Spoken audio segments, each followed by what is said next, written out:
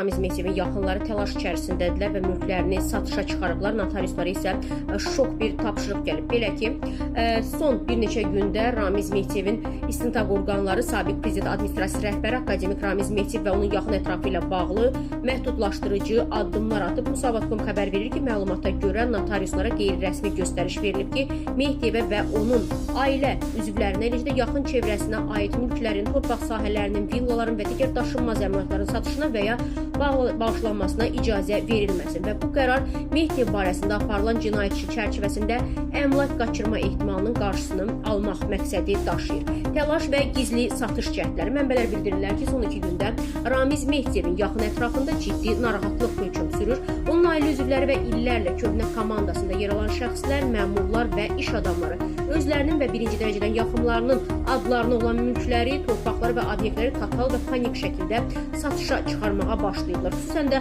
Bakı, Abşeron, Novxanı, Mərdəkan və Şüvəlan ərazilərində Mehdiyevə yaxın şəxslərə məxsus villaların, torpaq sahələrinin satış cəhdləri artmaqdadır. Bəzi hallarda isə əmlakların qiyməti bazardan 30-40% aşağı göstərilir ki, tez satılsın. Lakin notariuslara daxil olan göstərişdən sonra isə bu əməliyyatların hamısı dayandırılır. Mehdiyevlərin bu sərvətləri cinayət və başqa qanunsuz yollarla əldə etməsinə dair istintaqda ciddi şübhələr var. Musavat.com-da olan məlumata görə isə istintaq orqanları Mehdiyevin və ailəsinin gəlir mənbələrini, o cümlədən də illərlə topladığı daşınmaz əmlakların mənşəyini araşdırır. Məhdudiyyətlər isə yalnız Mehdiyevin şəxsi əmlaklarına deyil, onun maliyyə və təsir dairəsində olan şəxslərin mülklərinə də şamil edilir, dəyərli izləyicilər.